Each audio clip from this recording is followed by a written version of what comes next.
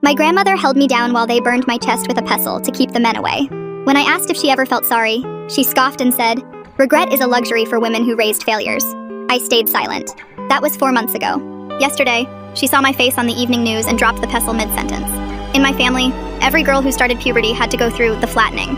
It didn't matter if you were 10, 11, or 12, the moment your chest showed any sign of puberty meant you were ready for the hot stone sizzling on your skin. Growing up, I thought it was just something all girls went through, like losing baby teeth, until I turned 11. Because that's when I watched my sister Adana scream for 3 hours straight as they pressed the grinding stone against her chest. They heated it on the cooking fire first until it glowed, then wrapped it in a thin cloth that did nothing to stop the burning. My mother held her down while my grandmother did the pressing, saying it was for her own good, to keep the men away, to let her finish school, to protect her from early pregnancy. But even at 11, I could see the tears streaming down my mother's face as she pinned her own daughter to the mat. The other girls in our compound whispered about it in the dark. Some said if you drank certain herbs, your chest would stay flat longer. Others said sleeping on your stomach helped. But we all knew eventually our turn would come. My best friend Essie had already been through it twice because hers kept growing back. Her mother said she was stubborn, even in her body. I started wearing my father's old shirts, 3 sizes too big, binding myself with strips of cloth I tore from old dresses. Anything to hide what was happening to my body. I hunched my shoulders forward when I walked, avoided running or jumping, stopped playing football with the boys because movement made it obvious. Every morning I checked, hoping nothing had changed overnight. But bodies don't listen to hope. By 12, it was getting harder to hide. My grandmother started watching me differently, measuring me with her eyes. One morning, she grabbed my arm while I was washing dishes. "Tomorrow," she said, "we'll take care of you before it gets worse, before the men start noticing." That night, I couldn't sleep. The next morning, I pretended to be sick. Violent stomach pains, doubling over, moaning. But my grandmother wasn't fooled. She'd seen every trick, she said, heating the stone while my mother looked away. I tried to run, but where could I go? In a compound surrounded by family? The first press is something you never forget. The smell of burning flesh mixed with shea butter. The sound that comes from your throat that you didn't know you could make. The way your vision goes white, then black, then white again. They did one side, then the other, methodically, like they were ironing clothes. My mother held my hands, whispering that I was brave, that it would be over soon, that one day I'd understand. For weeks I couldn't lift my arms, couldn't lie on my stomach or back, could barely breathe without pain. The wounds wept clear fluid that stuck to my clothes. My grandmother applied honey and herbs twice a day, checking for infection, proud of her work. "See," she said to my mother, "flat as a boy now. She'll be safe." But 3 months later, they started growing again, like my body was fighting back, refusing to be suppressed. My grandmother was furious, said I was eating too much meat, drinking too much milk, inviting trouble. She scheduled another session, this time with the wooden pestle used for pounding yam, heated until it steamed. The second time was worse because I knew what was coming. That's when I met Ms. Akosua, the new health teacher at our school. She was from the capital and wore suits and had studied abroad. During a lesson about puberty, she mentioned something that made my heart stop. "In some places," she said, "people hurt girls' bodies to try to control them, but your body belongs to you alone." After class, I lingered. "Do you know about the flattening?" I whispered. She looked at me for a long moment, then closed the classroom door. "Sit," she said. "Tell me everything." I told her about the stones, the pestle, the pain, my grandmother's pride, my mother's tears, how it was happening to every girl I knew. How some were flattened 6, 7, 8 times until their chests were forever scarred. She showed me articles on her phone, words I'd never seen before. Child abuse, medical complications, tissue damage, infection. She showed me pictures of grown women whose chests never developed properly because of repeated ironing. Women who couldn't breastfeed their babies. Women with tumors and cysts. She said in the city it was becoming illegal, that organizations were fighting it. "But this is tradition," I said.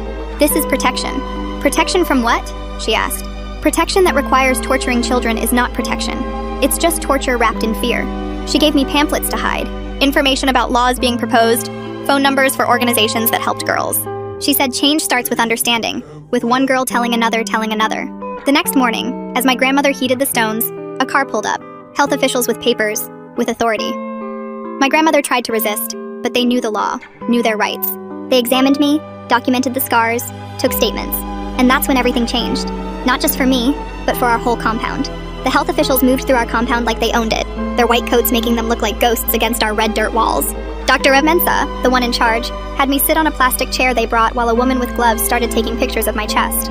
Click, click, click went her camera, while grandmother stood in the doorway screaming that they were devils sent to destroy our traditions, that city people didn't understand how to protect young girls, that we'd all end up pregnant before 15 without the flattening. Mother just stood there between us, her whole body shaking as she held the papers Dr. Mensa gave her, trying to read words she didn't understand while the pen trembled in her hand.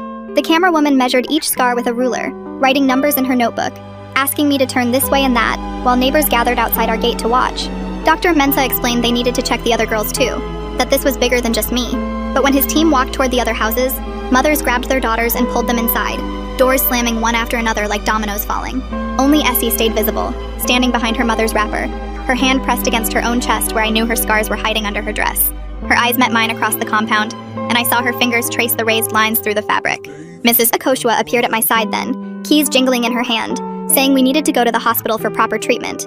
That infection could set in if we didn't clean the wounds correctly. I climbed into her car, a blue Toyota that smelled like air freshener and leather, so different from the Trotros I usually rode in.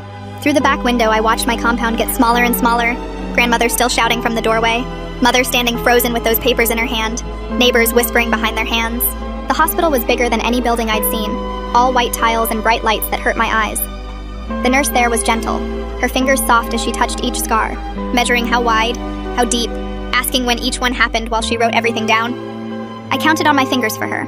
First time 3 months ago when grandmother used the hot stone, second time last week with the wooden pestle. She took more pictures, different angles, close-ups that showed every detail, saying these would be evidence for the case file. The antiseptic she used stung worse than shea butter, but she said it would prevent infection, that some girls came in with wounds that wouldn't heal for months. I sat in the waiting room afterward, the plastic chairs cold against my legs, when mother appeared carrying my school bag and extra clothes stuffed in a Ghana Must-Go bag. She wouldn't look at me, just stared at the floor while she whispered that they said I might need to stay somewhere safe for a few days. I understood what she meant. Away from grandmother, away from the compound, away from the hot stones waiting in our kitchen. The social worker, a woman with glasses and a kind smile, sat us down in a small office and explained that I'd be staying with Ms. Akoshua temporarily while they investigated, that grandmother couldn't be alone with me until the case review happened. Mother nodded, but I could see her mind working, trying to figure out how she'd explain this to the family, to the neighbors, to grandmother who ruled our compound like a queen. That night, I lay in Miss Akoshua's spare bedroom, on a real bed with springs that squeaked when I moved, staring at her walls covered with posters of women in white coats, women flying planes, women in judges' robes. She brought me hot chocolate in a blue mug, something I'd only seen on TV, and the sweetness made my tongue tingle. Everything felt strange and new and impossible, like I'd stepped through a door into someone else's life. The next morning, I woke to find my school uniform hanging on the door, washed and pressed with crisp lines. Mrs. Akoshua set breakfast on the table, bread with jam, not the usual kenki, and said firmly that I wasn't missing classes because of this, that my education mattered more than what people might say. But my stomach churned thinking about facing everyone when the whole compound knew what happened, when their mothers had seen the health officials at our gate. Walking through the school gates felt like walking through fire, whispers following me down every corridor, eyes tracking my movement like I had a sign on my forehead. Some girls pressed against the walls when I passed, fear making their faces tight, while others watched with something that might have been hope flickering in their eyes. How does a whole community keep believing something so painful as protection? The way grandmother calls the health officials devils, while she's literally heating stones to burn children, makes me wonder how traditions get so twisted that hurting becomes caring in people's minds. During assembly, Essie found me, grabbed my hand and squeezed it so hard her nails dug into my palm. Her lips barely moved when she whispered that my grandmother was organizing a meeting, gathering the compound mothers to fight back against the city people who didn't understand our ways. After school, I walked out to find 3 mothers waiting by the gate, Mama Afua standing in front like a general ready for war. She spat on the ground near my feet, her voice loud enough for everyone to hear when she said I'd brought shame on all of us, teaching these city people our private business, putting every girl in danger because now they'd come for all our daughters. Before I could even step back, Miss Akoshua pushed through the crowd of girls who'd gathered to watch, her teaching bag swinging at her side as she planted herself between me and the mothers. She didn't raise her voice, just stood there with her arms crossed, looking at each woman in turn before saying that any harassment of a child under her protection would be reported directly to the police station down the road. Mama Afua's face twisted like she'd bitten into something sour, but she stepped back, pulling the other mothers with her, their angry whispers following us as Miss Akoshua walked me to her car. That evening, while I sat at Miss Akoshua's small kitchen table doing homework, someone knocked on her apartment door, and when she opened it, my mother stood there holding a covered pot that smelled like my favorite jollof rice with extra pepper and spices. She came in quietly, setting the pot on the counter before sitting across from me, her hands shaking slightly as she admitted that grandmother wouldn't speak to her anymore, said she'd failed as a mother by letting outsiders interfere with family business. Her voice cracked when she said it, and I saw her wipe her eyes quickly before standing to leave. 3 days later at school during morning break, I was sitting under the mango tree when 2 younger girls from Primary 4 walked up to me, looking around nervously before the smaller one lifted her school shirt just enough to show fresh wounds across her chest, the skin still raw and weeping. "Does it stop?" she whispered, and I didn't know if she meant the pain, or if people would keep doing this to girls like us. That afternoon, Dr. Mensah's white van pulled up to our compound again, but this time 3 more vehicles followed, filled with nurses in blue uniforms, social workers with clipboards, and 2 police officers who stood by the entrance.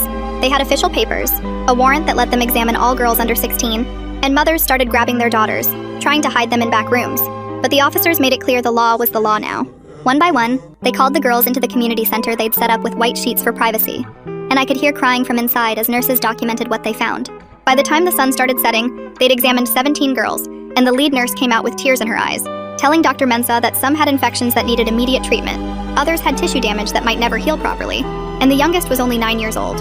Officials took photos, wrote everything down in their big books, while mothers wept, and grandmothers shouted about tradition being destroyed by city people who didn't understand our ways. The next morning, the district assembly called an emergency meeting in the big hall near the market, and Ms. Akoshua picked me up early so I could witness what happened when leaders had to face the truth. The room split like oil and water, with health officials on one side showing slides of medical damage, infection rates, and long-term complications, while traditional leaders on the other side argued about culture, protection, and the right way to raise daughters. That evening, I was reading at Miss Akosua's apartment when I heard scratching at the window, and there was Essie, climbing through like we used to do at each other's houses before everything changed. She sat on the bed, pulling her knees to her chest, and told me her mother wanted to send her to her aunt in the village, thinking she'd be safe from the city people there.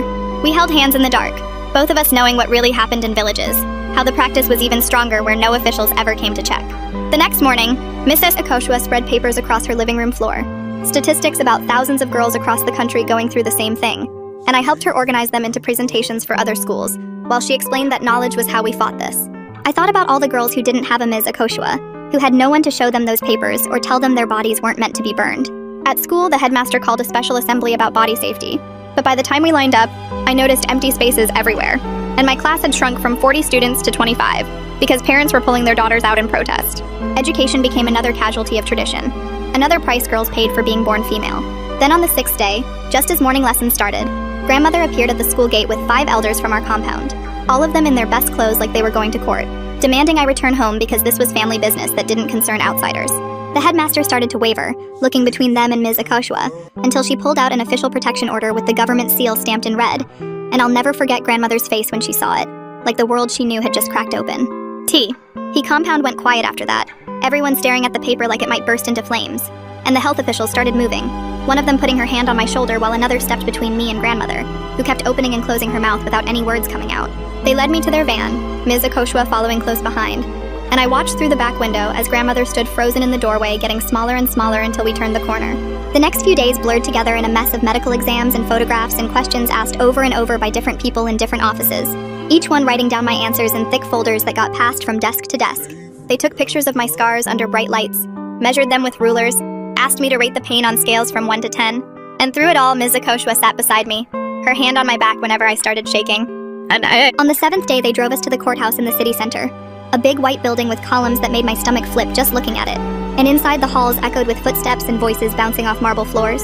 The courtroom smelled like old wood and floor polish, with rows of benches like church pews and a raised platform where the magistrate sat, a woman with gray streaks in her hair and kind eyes behind wire glasses, who looked right at me when I walked in. My legs felt like water as they led me to a chair facing her, and I could hear Mother somewhere behind me, her breathing sharp and quick like she'd been running. The magistrate asked me to tell her what happened, her voice soft but clear, and I started talking, the words coming out jumbled at first about the stones and the fire and the smell of burning skin, how they held me down, how grandmother said it was for my own good, how it happened twice when my body wouldn't stay flat. My voice cracked when I described the pain, how it felt like my whole chest was being crushed and burned at the same time, how I couldn't sleep for weeks without crying, and behind me I heard Mother make a sound like someone had punched her in the stomach. The magistrate wrote everything down, asking gentle questions when I got confused or mixed up the order of things, never rushing me even when I had to stop to wipe my face. When it was over, she thanked me for being brave and said they would make sure I was safe. Then the bailiff led me out through a side door while Mother stayed behind for her own testimony. I found the bathroom down the hall and splashed cold water on my face, trying to stop my hands from shaking, when the door opened and Mother came in, her face puffy and red. Shilu had at me in the mirror for a long moment before the words started spilling out, how she wanted to protect me but was too afraid of grandmother, of the family, of what people would say if she went against tradition. And then she was holding me and we were both shaking, her tears soaking into my hair. The next morning at school felt different, like everyone knew where I'd been. And during lunch, I noticed a girl from the younger class had bruises on her arms, purple marks peeking out from under her uniform sleeves. When I asked if she was okay, she pulled away, wrapping her arms around herself, and said not everyone had a teacher from the city to save them, her eyes hard and angry in a way that made my chest tight. I wanted to tell her about the protection order, about the magistrate with kind eyes, but she was already walking away, and I realized how many other girls were still waking up to heated stones. The day after that, Dr. Mensah showed up at school with a whole team, setting up a health screening in the nurse's office that parents couldn't object to since it was just a general checkup. But we all knew what they were really looking for. One by one, girls went in and came out, some looking relieved, others with faces tight with worry. And by the end of the day, they'd found 7 more with signs of breast ironing, burn scars, and flattened tissue that told the same story as mine. That evening, I was helping Miss Akoshua cook dinner in her apartment when we heard the crash, glass exploding inward as stones flew through the windows, and we dropped to the floor as more rocks followed, shattering the living room windows one by one. Wait, the mothers formed a whole mob at the school gate? That's wild how they organized so fast to confront her for telling the truth. What makes Miss Akoshua brave enough to stand up to all those angry women when everyone else seems too scared? We crawled to the bedroom and huddled against the far wall while glass fell like rain, the message clear as day that we needed to stop interfering or face worse. And Miss Akoshua called the police with shaking hands while I pressed myself into the corner trying to disappear. The police came fast, their sirens cutting through the night, and suddenly the apartment was full of uniforms taking pictures of the damage, collecting the stones and evidence bags, asking us over and over if we saw who did it. The next day, they increased patrols around the apartment and school, police cars circling the block every hour, and the inspector, a tall man with a serious face, took our statements about the attack and said this escalation changed things, that criminal charges might follow now that there was violence involved. That evening, Ms. Akoshua taught me to make pasta, something she learned during her time studying abroad, showing me how to test if it was ready by throwing a piece at the wall to see if it stuck. While we cooked, she talked about how fear was their weapon, but we had something stronger, the law and each other, stirring the pot with steady hands, even though I could see the worry in her eyes. That night, I dreamed about the stones again, not the ones through the window, but the ones they heated for my chest. And I woke up at 3 in the morning soaked in sweat, my heart racing like I'd been running.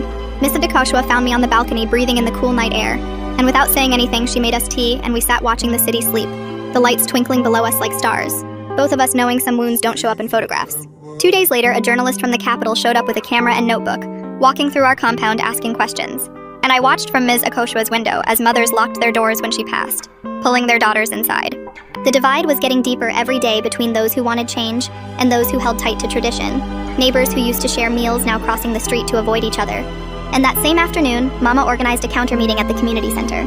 I heard later that 50 women showed up, filling the room with angry voices calling for the health officials to leave our community alone. Mama preaching from the front that outsiders wanted to destroy our culture and turn our daughters into prostitutes who would bring shame to their families. But the district health director wasn't backing down, and 2 days later, he stood in front of cameras at the regional hospital announcing that every single case of breast ironing in our district would be investigated, that all health workers had to report any signs of it, and that traditional leaders who tried to block the investigation would face charges themselves. The traditional chiefs went crazy when they heard this, threatening to pull their support from the ruling party if the government kept attacking our customs.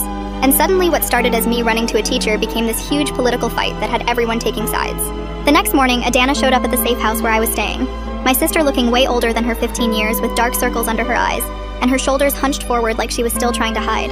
She sat next to me on the bed and took my hand, squeezing it tight before pulling up her shirt to show me the scars across her chest, thick raised lines that crisscrossed worse than mine because grandmother had done it to her 5 times before giving up. "I'm proud of you," she whispered, her voice shaking as she traced one of the scars with her finger. "Maybe my daughters won't have to hide like we did." We sat there holding each other while she told me how the compound had split into 2 camps, some supporting grandmother, and others quietly saying maybe it was time for change, though nobody dared say it too loud. That same week, 3 mothers approached Ms. Akoshua after school, waiting until all the other teachers had left before knocking on her classroom door, their eyes darting around like they were doing something illegal. They wanted help, but were terrified of what would happen if their husbands or the community elders found out they were questioning tradition. So Ms. Akoshua started organizing secret meetings at her house where mothers could talk about their fears and learn about the law.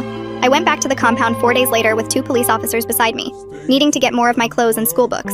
And everything looked smaller somehow, like the place had shrunk while I was gone. Grandmother stood in her doorway watching us, her face like stone, not moving or speaking even when I walked past her to get to my room, and the silence felt heavier than any shouting match we'd ever had.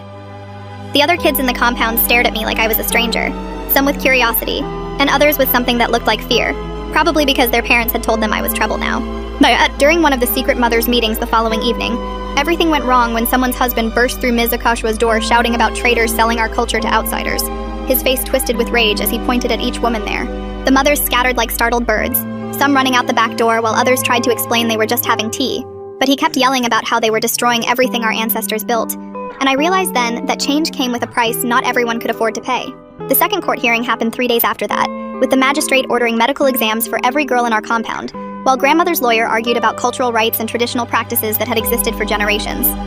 The magistrate cut him off, saying culture couldn't be used as an excuse to hurt children, that safety came before tradition, and that the exams would happen whether the families agreed or not. Mother showed up at the safe house the next evening with my math and science textbooks, staying to help me with homework even though she looked exhausted from fighting with the family all day. They barely speak to me now, she admitted while we worked through equations, her hand shaking slightly as she wrote, but seeing you strong like this, maybe it's worth losing them if it means you get to keep yourself. We spent 2 hours going through my assignments, both of us pretending this was normal, like we used to do before everything exploded, slowly rebuilding something between us that had been broken by those hot stones. Then Mrs. Akoshua got hit with a transfer notice ordering her to report to some rural school 300 kilometers away. Obviously someone's attempt to get rid of the troublemaker who had started all this by listening to a scared girl. She fought it hard, filing complaints and calling the teachers' union, but the pressure was real, and I could see the worry in her eyes even as she promised me she wouldn't leave until this was finished. I started teaching other girls in our class about their rights during lunch breaks, showing them the pamphlets Ms. Akoshua had given me, watching as some grabbed them eagerly while others refused to even touch them, scared of what knowing might cost them. The knowledge spread slowly through whispers and secret conversations, but fear moved faster, especially after word got out about the transfer notice and what happened to women who spoke up. Everything got worse when Essie's mother decided to send her away to live with relatives in the village, keeping the promise she'd made about removing her daughter from the corrupting influence of the city and its dangerous ideas. I watched the taxi pull away with my best friend's face pressed against the back window, her eyes wide with fear and betrayal, and I wondered how many other girls would disappear like this, sent away to maintain the silence that kept the stones hot and the tradition alive. 3 weeks later at the health ministry office in town, the director stood in front of a room packed with nurses and doctors from across the district, explaining the new rules that would change everything. Every health worker who found signs of breast ironing had to report it now, no exceptions, and the training session showed them exactly what to look for: the burn patterns, the tissue damage, the infections that came after. I watched from the hallway through a crack in the door where Miss Akoshua had brought me to see history being made, my own scars hidden under my school uniform but burning with memory. The next morning, my mother showed up at Ms. Akoshua's apartment with an envelope, her hands shaking as she handed it over, and inside was my grandmother's handwriting on paper torn from an old exercise book. T. He words cut deeper than any heated stone ever could, saying I'd destroyed our family, brought shame on our ancestors, turned my back on everything that protected us for generations. But at the very bottom in smaller letters she wrote that she missed me, that the compound felt empty without my voice. My mother stood there crying while I read it 3 times, trying to understand how someone could love you and hurt you in the same breath, how tradition could matter more than the pain it caused. That afternoon, a teacher from a school 2 districts over called Miss Akoshua's phone, speaking in whispers about girls in her class who needed help, who came to school with bandages under their uniforms, who flinched when anyone got too close. The network was growing quietly, teacher to teacher, school to school, each conversation another crack in the wall of silence that had protected this practice for so long. Miss Akoshua gave me a notebook that night, one with a lock and key, telling me to write everything down, every memory, every detail, because my story could help other girls understand they weren't alone. The pasta sticking to the wall test is such a simple moment of normal life breaking through all this chaos. I wonder if Miss Akoshua chose that specific LA lesson to remind them both that regular life still exists beyond the fear. Writing hurt in a different way than the stones had, each word bringing back the smell of burning flesh, the sound of my own screams, the feeling of betrayal when the people who were supposed to protect me held me down instead. 4 days into keeping the journal, everything exploded when the journalist who'd been investigating our case published her article in the biggest newspaper in the country, with the headline, "The Village Where Tradition Scars," spread across the front page. My compound's name was right there for everyone to see, along with statistics about how many girls went through this, medical reports about the damage it caused, quotes from doctors calling it torture. Within hours, reporters from every news station in the capital were calling the health ministry, wanting interviews, wanting to visit our village, wanting to put faces to the story that was suddenly on everyone's lips.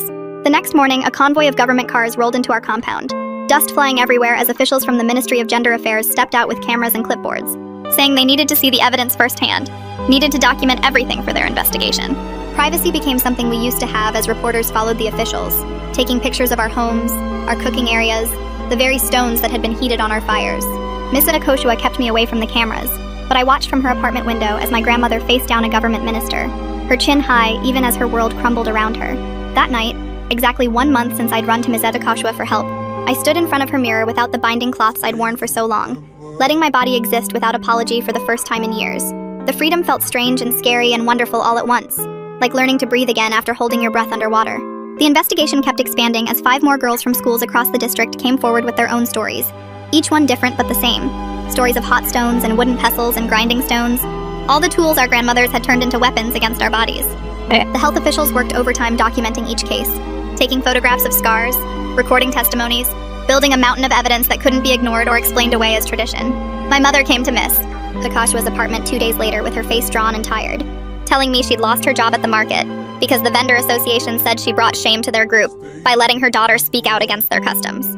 But watching her face as she tried to stay strong for me while her world fell apart was worse than any physical pain I'd endured, knowing that speaking the truth had cost her everything she'd worked for. The community leaders called a press conference the next day, gathering in the chief's compound to denounce the investigation as an attack on our culture by outsiders who didn't understand our ways.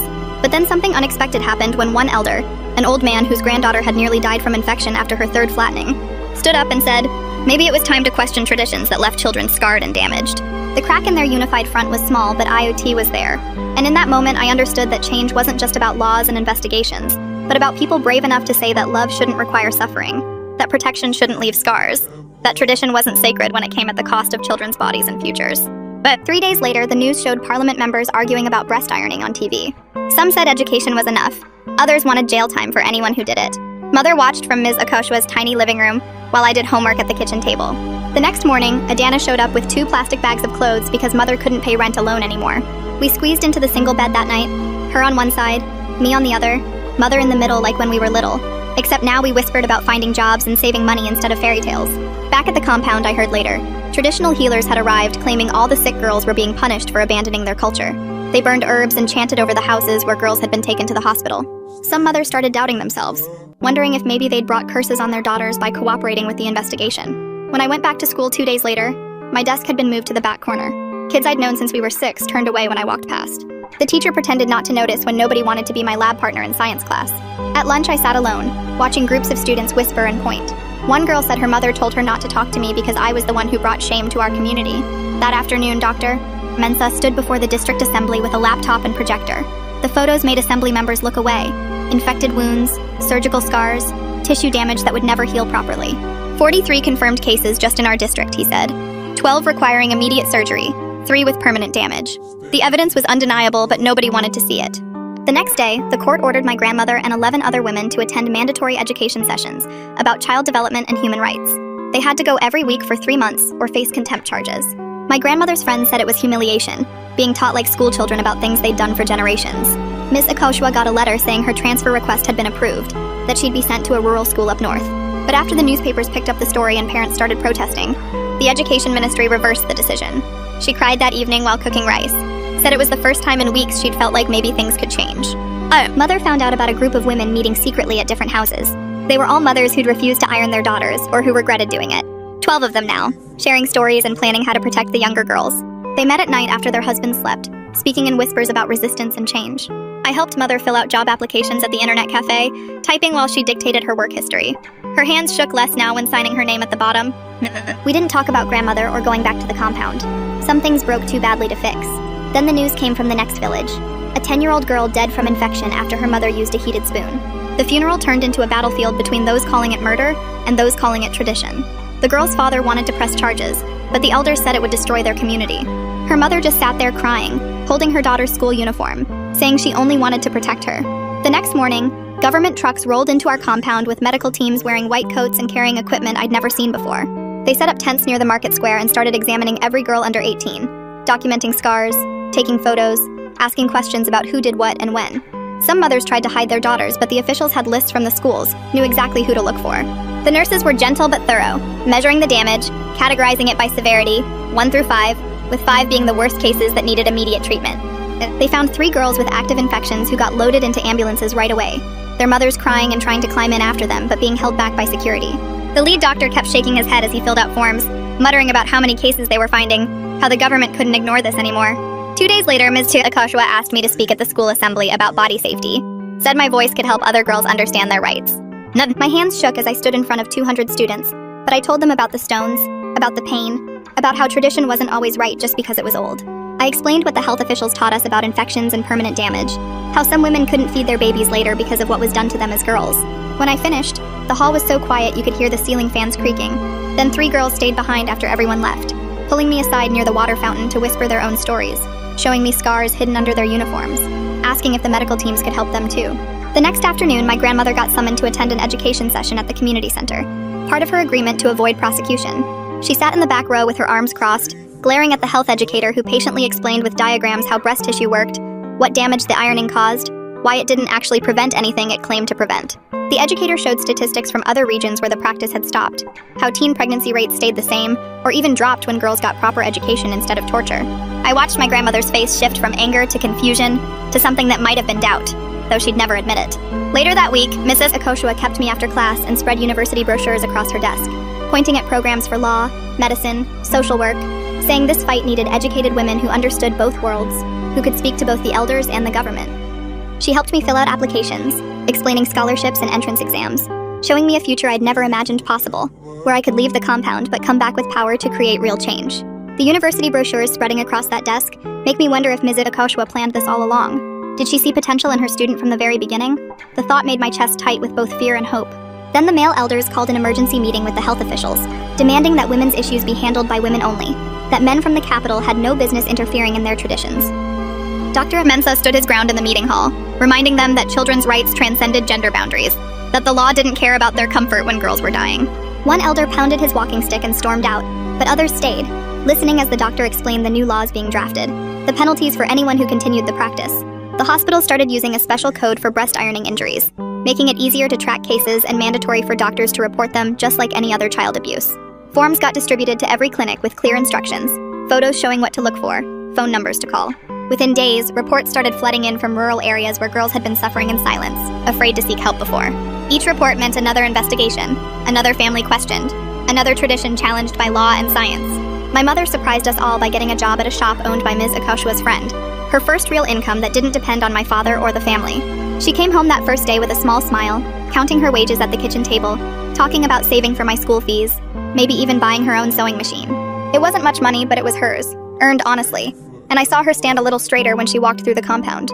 But not everyone supported the changes, and soon shops started refusing service to families who cooperated with the health officials, calling us traitors and Western puppets. The woman who sold vegetables turned her back when my mother approached. The man at the grain store said his supplies were finished whenever we came near. Others quietly slipped us extra portions when no one was looking, whispering that they agreed but couldn't say so publicly. Every purchase became a statement, every transaction a choice between tradition and progress. A letter arrived from Isi, smuggled out through a cousin who traveled between villages. She wrote in pencil on torn notebook paper about missing school, about other girls in her village still facing the stones, about how her mother kept her inside now, afraid the health officials would come for them next. She asked if the changes would ever reach her village, if she'd ever see a classroom again, and I folded the letter carefully, adding it to the growing pile of evidence Ms. Akoshua was collecting. Then came the meeting that changed everything, when Mama Afua's own daughter stood up in the community hall and slowly lifted her shirt, revealing scars that crisscrossed her chest like a map of pain. She'd been ironed 7 times between ages 10 and 15, each time more brutal than the last, until there was barely any normal tissue left. Mama Afua's face crumbled as her daughter spoke about the infections, the fever dreams, the nights she thought she'd die while her mother held the stones, and suddenly the divide between tradition and protection became impossible to ignore. 3 weeks later, I sat in the courthouse watching the magistrate shuffle through papers, while my grandmother's lawyer argued that tradition wasn't abuse. The room was packed with women from our compound, some supporting us, others glaring like we'd betrayed everything they stood for. Dr. Mensah presented medical reports, photos of scars, testimonies from girls who couldn't breastfeed their babies years later. The magistrate kept adjusting his glasses, looking between the evidence and my grandmother who sat straight-backed in her best kente cloth. When he finally spoke, his voice carried through the silent room. "Child abuse," he said. "The practice constitutes child abuse under national law." My grandmother's lawyer jumped up immediately, papers already prepared for appeal. But something had shifted in that room. The next morning, Adana enrolled in a sewing program at the vocational center downtown. She spread fabric samples across our bedroom floor, measuring and cutting with new scissors that caught the light. We studied together in the evenings, her practicing stitches while I worked through math problems, both of us building futures our scars couldn't touch. The radio stations picked up the story, and suddenly everyone had opinions. I heard our case discussed on 3 different programs while walking to school, callers arguing about tradition versus progress, some women calling in to share their own stories of being ironed 5, 6, 7 times. The hospital started group therapy sessions, and my mother signed me up without asking. I sat in a circle with 8 other girls, none of us talking much at first, just existing in the same space with our shared understanding. The therapist, a woman from Accra with gentle hands, didn't push us to speak. Sometimes we drew pictures instead of talking. Sometimes we just sat. One girl showed us keloid scars that covered her entire chest. Another couldn't stop scratching at phantom pains. Miss Akoshua found a note slipped under her door one morning, the writing angry and slanted. "Stop corrupting our daughters," it said. "Stop destroying our culture." She showed it to the police, who increased patrols near her house. But we all knew threats didn't always come with warnings. She started varying her route to school, checking her car before getting in, looking over her shoulder more. The fear sat heavy on all of us. The Ministry of Gender announced new funding for survivor support programs at a press conference I watched on the old TV at school. They promised counseling services, medical treatment for complications, educational support for girls who'd missed school during recovery. Money moved slowly through government channels, but at least it was moving. 2 months had passed since the health officials first came to our compound, and I found myself measuring everything as before and after. Before, when I hunched my shoulders and wore oversized shirts. After, when I could stand straight without fear. Before, when silence protected tradition. After, when speaking became survival. Time felt different now. Each day of freedom worth a month of the old life.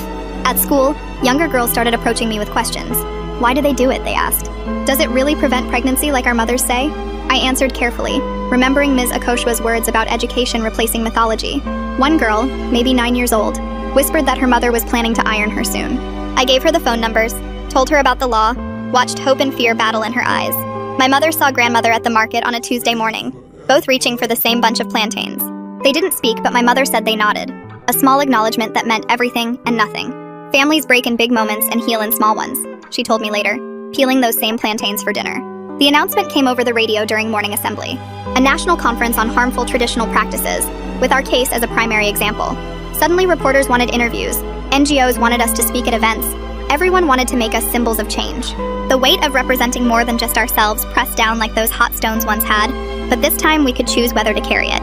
Legal aid lawyers started showing up at the compound the next week, setting up makeshift offices under the mango trees with folding tables and boxes of paperwork. They took statements from every girl who wanted to speak, writing everything down in careful handwriting while mothers stood behind their daughters with hands on their shoulders. The lawyers worked for free, said justice shouldn't cost money, and more families started coming forward each day. I spent hours helping them organize files, translating between English and our local dialect when needed, watching as the stack of cases grew taller. Ms. Akoshua asked if I wanted to help train other girls to speak in their communities, and my hands shook when I said yes, but my voice stayed steady. We practiced in her living room, me standing in front of 5 other girls from different compounds, teaching them the words I'd learned about rights and laws and bodies that belong to us. The compound elders called a meeting without the traditionalists, just the families who wanted change, and 15 households showed up with their daughters. They drafted a letter to the district assembly supporting the ban, signing their names one by one while the older women watched from their doorways. I went back to visit the compound clinic where the nurse now checked girls quietly during regular visits, looking for signs of harm, documenting everything in her records. She nodded at me when I walked in. This woman who'd been there all along but only now could act. The radio crackled with news that made everyone stop what they were doing. Parliament was voting on the breast ironing ban that afternoon. We crowded around the old radio in the compound square, listening as they announced each vote, and when it passed by just 7 votes, some women cheered while others turned away angry. The law changed, but hearts took longer. Implementation guidelines came out the next day, focusing on education before prosecution, giving communities 6 months to comply, trying to balance justice with understanding. My grandmother showed up at Miss Akoshua's apartment 3 days later, sitting stiff in the plastic chair, not looking at me directly while she sipped the tea we offered. "The world changes too fast," she said, but she came, and that meant something. Training sessions for compound women started that week in the community center, some dragging their feet, others rushing to get front row seats. No. How did that 9-year-old girl find the courage to whisper about her mother's plans? The way she trusted enough to ask for help shows how much these conversations are shifting everything in their community. The health workers explained the damage, showed pictures, answered questions, and slowly knowledge spread through whispers and conversations over cooking fires. Dr. Mensah held a press conference announcing that prosecution would proceed for the most severe cases, 3 women already facing charges. But my grandmother wasn't among them because she'd cooperated with the investigation.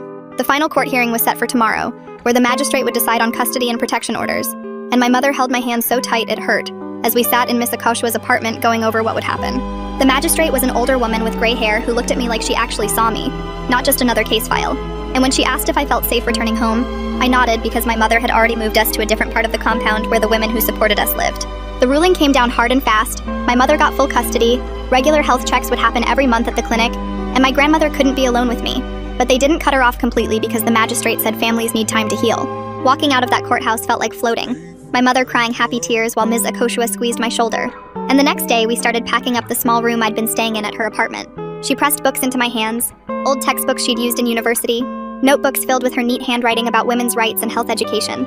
And when she said I'd started something bigger than us, I felt the weight of those words settle into my chest like a promise. The drive back to the compound took forever, my stomach doing flips as we passed familiar shops and streets. And when we pulled up, some neighbors came out to greet us while others turned their backs and went inside. Our new place was smaller, just 2 rooms instead of 4. But my mother had already installed new locks on both doors and painted the walls bright yellow like sunshine. And that first night I barely slept. jumping at every sound, until Adana crawled into my bed and held my hand without saying anything. Morning came with its own rhythm, getting dressed for school without hiding my body, walking to class with my head up, staying after for the new advocacy group Ms. Akosua had helped start, where we learned about our rights and how to share them safely. Girls started finding me during lunch, pulling me aside behind the cafeteria to whisper questions, and I'd slip them Ms. Akosua's phone number written on tiny pieces of paper, telling them about the law, about protection, about choices their grandmothers never had.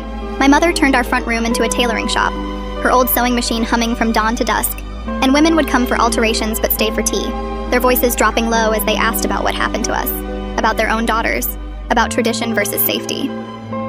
3 days after we'd been home, I saw my grandmother at the market buying tomatoes, and we both froze until she walked over slowly and said I looked healthy. Not an apology, but something. And I nodded before walking away because some bridges take time to rebuild. Miss Akosua visited every week with more books, sitting at our kitchen table going over math problems and essay writing, telling me next year I'd be ready for university entrance exams if I kept working this hard, education becoming my new armor against anyone who thought they could control my future. The support group met in the basement of the health clinic every Tuesday, 8 of us ranging, G from 13 to 19. And even though I was the youngest, I was the only one whose case had gone public, had changed things. So when it was my turn to share, I talked about the burning and the healing and the fighting and the winning, watching their faces change from fear to something like hope. My scars were still there, raised lines across my chest that ached when it rained, but the shame had burned away in that courtroom, replaced by purpose that filled me up every time another girl took that slip of paper with the phone number, every time my mother's clients left with more than just hemmed skirts, every time I opened those university prep books and saw a future where our daughters would never know our pain, would never have to choose between their bodies and their education, would never learn that protection sometimes comes disguised as torture. And as I sat there in that circle of survivors, I knew we weren't just healing ourselves, but breaking a chain that had held too many girls for too long. Thanks for letting me explore and wonder right alongside you today. Seriously, it's been such a fascinating time. Catch you later. Subscribe for more content like this.